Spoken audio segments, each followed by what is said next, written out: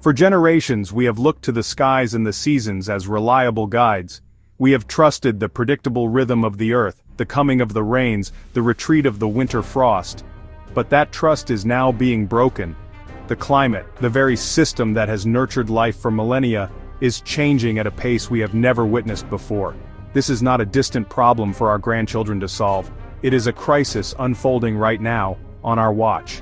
The subtle shifts in temperature, the slight alterations in weather patterns are coalescing into a global emergency that threatens every corner of our planet, the highest mountains, the deepest oceans. The evidence is all around us, written in melting ice, rising seas, and scorched earth. The Earth's average temperature has been steadily climbing, a direct consequence of the blanket of greenhouse gases we have wrapped around our world. This warming is not just a number on a chart, it is a force that is actively destabilizing our planet. It fuels storms with unprecedented energy, prolongs droughts to devastating lengths, disrupts the delicate cycles that all living things, including ourselves, depend upon for survival. The whispers of change have grown into a roar, a clear and urgent signal that our world is in distress. This is a challenge of a truly global scale, yet its impacts are felt most acutely at a local level. The changes happening in the Arctic do not stay in the Arctic. They influence weather systems thousands of miles away. We are all inhabitants of a single shared home, and the foundations of that home are being shaken by our own actions. Therefore, we must see global warming for what it truly is, a present and clear danger. The time for debating its existence has long passed. We are living within the consequences of a century of industrialization and consumption. The predictable turning of the seasons has been the metronome of life on Earth. It dictates when birds migrate, when flowers bloom, and when farmers plant their crops. But this ancient rhythm is becoming erratic, thrown into disarray by our warming climate. Winters are becoming shorter and milder, while summers arrive earlier and with a ferocious, searing heat. The gentle transitions between seasons are disappearing, replaced by abrupt and violent swings in weather. We are now witnessing weather events of an intensity that pushes the boundaries of what we once thought possible. Hurricanes gather more power from warmer ocean waters, transforming into monstrous storms that can level entire communities. Heat waves, once rare occurrences, are now becoming annual ordeals, putting immense strain on public health, power grids, and our most vulnerable populations. At the other extreme, periods of intense, concentrated rainfall lead to flash floods that can appear with terrifying speed, while prolonged dry spells parch the land, creating the perfect conditions for devastating wildfires that consume forests and homes alike. These extreme events are the most visible symptoms of a deeply troubled climate system. They are not random acts of nature but the foreseeable consequences of an atmosphere overloaded with heat-trapping gases. The human cost of this new reality is immense. Lives are lost, homes are destroyed, and livelihoods are swept away by floods or withered by drought. The psychological toll on survivors is profound as they are forced to rebuild their lives in the shadow of a recurring threat. The fabric of communities is tested as people are displaced, becoming climate refugees in their own countries. The fury of the seasons is not just a meteorological phenomenon, it is a humanitarian crisis that is growing with every passing year, a stark reminder of the fragile balance we have so carelessly disturbed. Nowhere is the collision between a changing climate and human society more starkly illustrated than in Asia's sprawling coastal megacities. Mumbai, Karachi, two vibrant hubs of commerce and culture, have recently become symbols of this new dangerous reality. In recent years, both cities have been battered by monsoon rains of an intensity that defies historical records. These are not the life-giving showers, but torrential downpours that overwhelm drainage systems and turn streets into raging rivers. The sheer volume of water is something modern infrastructure wasn't designed to handle. In Mumbai, the monsoon has become a period of extreme peril. Entire neighborhoods are submerged. Transportation grinds to a halt. Daily life for millions is thrown into chaos. The city's poorest residents live in low-lying, informal settlements. Their homes offer little protection against rising waters. Floods bring destruction and the threat of waterborne diseases. Drinking water sources become contaminated.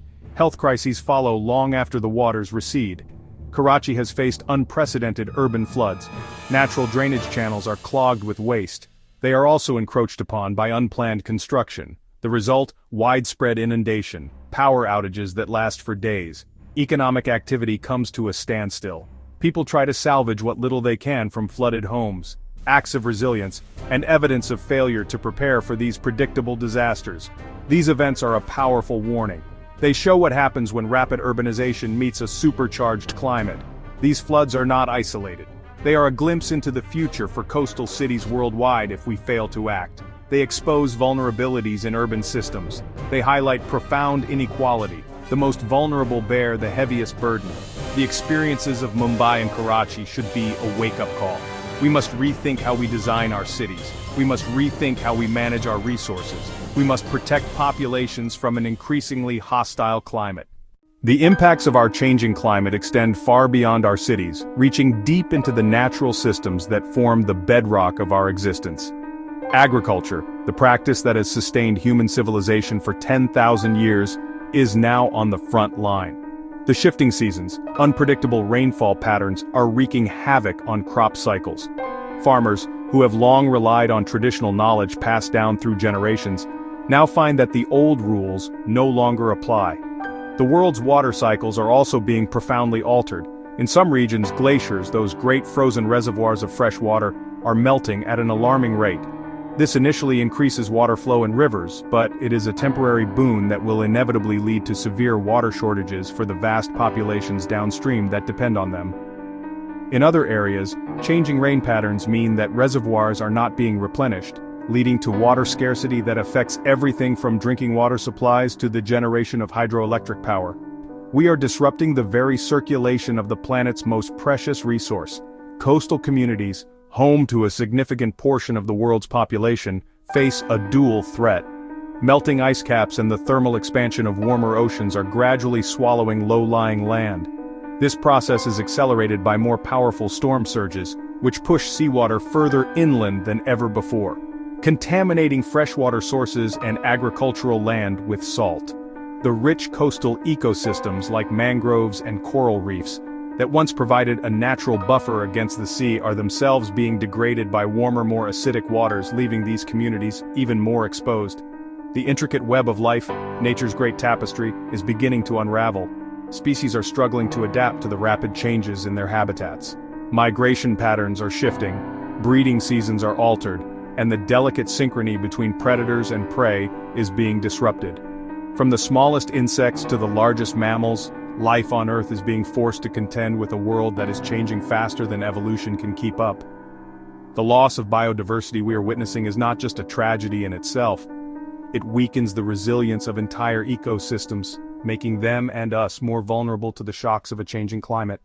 In the face of such a monumental crisis, it can be tempting to feel powerless or to point fingers and assign blame. But the truth is that the responsibility for our planet's health is a shared one. It extends from the highest international bodies down to every single one of us.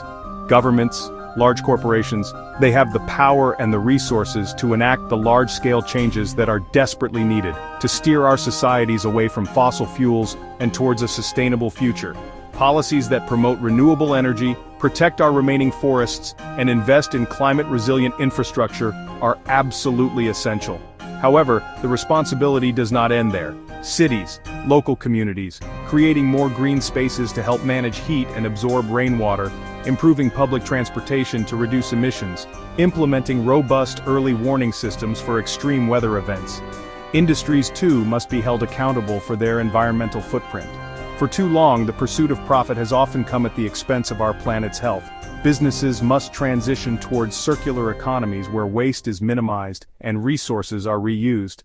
They must innovate to create cleaner products and more efficient processes. The shift to a green economy is not just an environmental necessity, it represents one of the greatest economic opportunities of the 21st century, a chance to build a more prosperous and more sustainable world for everyone. And finally, the responsibility rests with each of us as individuals. The choices we make every day, what we eat, what we buy, how we travel, all have a cumulative impact on our planet. By choosing to consume less, to waste less, and to make more conscious, eco-friendly choices, we can contribute to the solution. We can also use our voices to demand greater action from our leaders and from the corporations we support. This is not about guilt, it is about empowerment. Protecting nature is not a task for someone else at some other time. It is our shared duty, and the time to act together is now.